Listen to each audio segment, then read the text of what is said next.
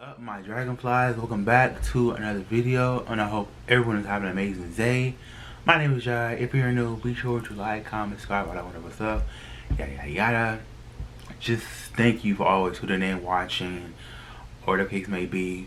We're back with Hood Nature, and this is one mistake cost this pelican everything. So sit back, relax, get your snacks, all that wonderful stuff, and let's watch. This video contains gore. If you're sensitive to that, just scroll off. I promise you I won't think any less of you. I'm only making this video to remind y'all that this specific animal does not play around. So we know that pelicans are big for a little born fetish and will attempt to swallow anything that isn't nailed down. Well, this pelican tried an animal that it thought was a fish, only for that animal to do this. Oh. I'm gonna give y'all time to comment. Just one animal my did God. this. Let me guess. What's a land animal?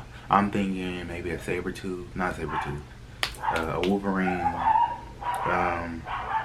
Maybe. Sorry for the dogs. Maybe a piranha. Maybe, I don't know, a badger, something. I got your guesses in. It was actually a turtle. Oh. The turtle managed to clamp its jaws in a pelican and tear its beak pouch completely. Now, for context, some turtles allegedly have jaws strong enough to bite through a broomstick, which also means they can probably leave you with less fingers than you were born with. Now, I can't really say for sure what kind of turtle did this, but since this happened in brought up Snapping turtle. my best guess is that it was a giant soft shell. I only say that because soft shells are known for being hyper-aggressive, trigger-happy, just overall phalluses. But if you watch Gumball, he ready. As for what happened to the pelican, I ain't gonna lie to you, he definitely starved to death. Moral of this video, nature's a bitch.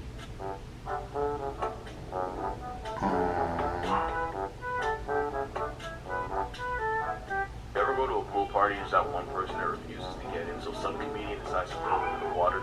And instead of making a scene, they just make that awkward, low-key heated walk back to their chair?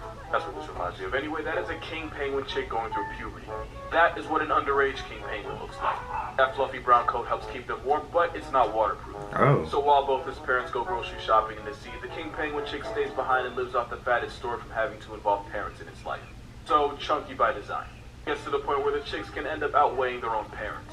Plus, being an absolute unit protects the unaccompanied minors from threats like skuas, petrels, and sheepbills. 3 birds that could have kept Happy Feet from a sequel. After about a year, the chicks go from walking brown balls of love to their waterproof, more dynamic adult versions. This gremlin is just what an awkward teen face looks like. It's literally its ugly duckling arc, but with a dash of Danny DeVito. Now that you know he's basically a teenager, rewatch that video and suddenly his attitude makes a lot of sense. You know, ants are like low-key psychopaths. There's a species of ant that will enslave other ants to get free labor out of them. Ants like the Ants like Protomagnathus americanus will invade the nests of weaker ants and slaughter any soldiers that try to step to them. Sometimes even to the point of putting the ant queen on a shirt. Then they break into the nursery, kidnap as many larvae as possible, and take them all back to their own colony. You see where this is going, right? When the snatched up minors become of age, they become slaves to the host colony and the parasite queen. These slave ants get finessed into working for the colony that stole them and possibly erase their entire family. Some slave ants will care for and protect the colony larvae, even though they're a whole different species. And some of these ants will even join their kidnappers on raids of other nests. And because the ants were technically born there, they have no way of knowing that their entire existence is a lie. Or at least, that's what you would think. Because some of these slave ants do turn on their masters, and they rebel by obliterating as many of the colony's eggs as physically possible. Yeah, they Django that shit. In some cases, the abducted ants knock off more than half the host colony's eggs. It's like if instead of Candyland, Jamie Foxx TNT to daycare. Yeah, being an ant is way more dramatic than you think. It's like Game of Thrones, but with less dragons and more dirt, and probably better writing. And if you ever wanted to know just how ants live, the Ants Underground Kingdom is the world's first ant colony strategy mobile game. You can hatch and breed different classes of ants and build your own ant empire along with 30 million other players all around the world. You got my personal favorite, the Banshee Panda, which is actually based on the very much real-life panda ant, which is an panda or ants type of wasp. A wasp with a sting so painful they've been nicknamed cow killers. More proof that pretty privilege will in fact get you everything. It got Ted Bundy a Netflix special, and it got an oppressive Oreo and ant job. That was just the red They're ants, still cute and they're still black somehow ants, and the regular Not only ants. that, but because the Ants Underground Kingdom is celebrating its very first anniversary, they're celebrating by giving out rewards and resources to help you re-up for the first ant season coming in April. Players will get to experience a newly upgraded battlefield and unlock tons of exclusive championship challenges. Not to mention the 12 new and limited edition Super Ants to help make sure your army is the strongest army. Download the Ants Underground Kingdom using the link in the description to make sure you don't miss out on any rewards and I don't miss out on rents. Or Chick-fil-A. Cool. This might be the one time I can say it's not as bad as you think. That is a baby Andean condor. It's basically a venti-sized vulture. They're the largest birds of prey, but they eat mostly animals that have already expired, which makes the fact that they can have a wingspan of nearly 11 feet way easier on my mental. Also, they have one of the longest lifespans of any bird, with some surviving up to 70 trips around the sun. And because they have a huge wingspan, basically it'd be the one. This might be the one time I can say it's not as bad as you think. That is a baby Andean condor. It's basically a venti-sized vulture. They're the largest birds of prey, but they eat mostly animals that have already expired, which makes the fact that they can have a wingspan of nearly 11 feet way easier on my mental. Also, they have one of the longest lifespans of any bird, with some surviving up to 70 trips around the sun. And because they have a huge wingspan and fly over heat thermals, this Jurassic Park understudy can spend hours in the air without flapping once. And if they didn't have the same meal plan as a coffin, they'd be a f***ing problem. Especially since they have a pretty good reason to want beef with us, since we destroyed most of their habitat and nearly poisoned their entire population into a pack. So to help this dinosaur from becoming a history lesson, people would raise condor chicks to help get them ready for the wild. And to keep them from becoming too attached to humans, handlers would feed them using hand puppets that look just like their parents. And even though we nearly knocked them off the census today, they're vulnerable but no longer in danger. If you still think this is scary, it's because I didn't show you the end of the video.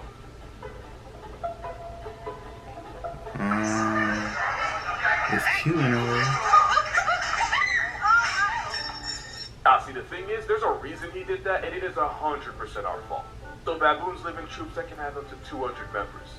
That's with 2 zeros. And in baboon society, it's the highest ranking baboons that get to eat first, which is why the lower ranks often get pocket checked by the bigger, meaner, dominant ranks. Now the problem with that is because of the way baboon society works, any human that feeds a baboon is automatically seen as really low in the caste system. And if you mess around and feed a bunch of them, you're basically seen as the dirt under their social ladder. So after being fed by humans so frequently, some baboons will see all humans as low ranks and expect people to feed them off principle, which a lot of people do because y'all. Oh, so if I give you a cookie, this how you treat me? Okay. Don't listen, like there's signs up everywhere, but y'all become Helen Keller to common sense when a phone's involved. Because these baboons now see humans as low-ranking monkeys, if you don't hand whatever food you have over, they can and probably will square up with you. And those are problems. Oh, so if I don't feed you, you gonna fight me about it? Because they have the honest-to-God power to eliminate Face ID as an option for you permanently. Do you know kangaroos have been known to ask humans for help? Research has shown that kangaroos are smart enough to try and communicate with people to get them to do them a favor. Basically, there was an experiment where a kangaroo was given a clear plastic container that it could see had food inside. After the kangaroos would try and fail to open the boxes, they would then go to the human that put it there and kind of just nudge at them and even scratch them lightly. Kind of like a toddler trying to get his mom's attention. Also, they would do this while making eye contact with the human and also looking down at the container, kind of like, ain't gonna open itself. And the kangaroos wouldn't stop doing it until a person eventually opened the box for them. It might not seem like much, but we used to think this would only happen with animals that were domesticated, like dogs, goats, and horses. But this experiment, 10 out of the 11 roos would stare at the person that put the box there when they realized they couldn't open it themselves. Nothing was wrong with the 11th, it was probably just an idiot. But yeah, kangaroos are pretty cool, when they're not trying to reverse baptize you. Mystery green forest snake floating in a swamp in Thailand. What is going on? I just want to say I appreciate how life works. I downloaded a Chinese clock app for fun, and then something out of the Grinch's sex drawer goes viral, and now it's my job to talk about it. I just think it's funny. Anyway, that's a water snake, specifically a puff-faced water snake. It's found in Southeast Asia, including Thailand, where that video was taken. Now, they're mildly venomous, and there are so many different species of these animals that I never knew existed. That's to catch them slipping. And as ambush hunters, that means they can be posted up in the same spot for hours. It's kind of like snapping turtles. And the fact that some snakes can hold their breath for the length of a Netflix special is how all that moss eventually grew on this snake. It's the same reason sloths end up becoming a welcome mat for moths, because they move just about as much as one. So I know I said venomous, but not really enough to be a threat to your way of life. So Sparknose version, mildly venomous aqua snake wearing a moss jacket. Or the Grinch has a very active and questionable love life.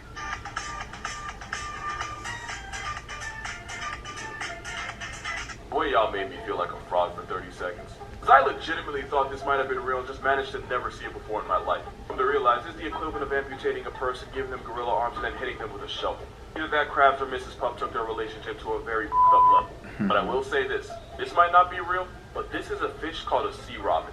They're bottom feeders that evolved 6 crab-like legs that they use to walk across the seafloor as they look for food hundreds of feet down in the crotch of the ocean. Not only that, but those legs help them track down prey, since they're sensitive to the amino acids produced by the animals they like to eat. Basically, imagine having an extra leg with a built-in food GPS. Also, they apparently croak like frogs when they're out of the water. Imagine being the first person to ever see this. Nobody believed you and you'd probably get checked into rehab. Oh, that's so cute. I just dropped some DLC and this time it's a shiny. This is actually an albino nutria. It's either a travel-sized beaver or an economy-sized rat because it's stuck in the weight class between those two. They can weigh nearly 20 pounds, they're usually found in or near water, and they're one of the most destructive forces in nature because they can single-handedly destroy a wetland just by being themselves. And since female nutrias can get pregnant literally the day after they add more names to the roster, birth control is just a myth to them. They're considered an invasive species in North America, Asia, Europe, Africa, basically anywhere outside of South America they're considered illegal. But the only reason they're there in the first place is because they were introduced there by fur farmers. Basically, we brought them here, they started doing too well, and now we're mad that they're here. Ain't that a bit? Stop what you're doing, I need y'all to hear about this thing I just learned about. This is a macaque. You gotta be real careful how you pronounce that. Barbary macaques are endangered with only about 8,000 of them left in the world. Which is why it's important for zoos to get them to multiply without a calculator as much as they can. Which is also why the Stafford Zoo in England hired Marvin Gaye to sing his greatest hits to them in an effort to get the monkeys in the mood too. That ain't Marvin Gaye. Okay, it wasn't actually him, it was just a very committed impersonator. Oh, An impersonator that sang Let's Get It On to a park of endangered monkeys to get them to fornicate each other. That is a sentence, I just said it, and it's completely factual. Now, we won't know for sure if it actually worked until late spring, early summer, since that's when macaques tend to give birth. But it's the second funniest thing a zoo ever did to wingman an animal. Playing videos from Panda Hub to get the Oreo bears to touch each other will never not be number one. Panda Hub? Did he just say Panda Hub? And the Oreo bears to touch each other. Funniest thing a zoo ever did to wingman an animal. Playing videos from Panda Hub to get the Oreo bears to touch each other will never not be number one. That is so funny. So shout out to Hood Nature, aka Capture Geographic. Hope you guys enjoyed that video. I learned something new every day and I watch his videos. Shout out to you guys. Thank you for always tuning in once again. And have the most awesome, positive day. Stay grateful, stay blessed, and until next time, you guys. Peace.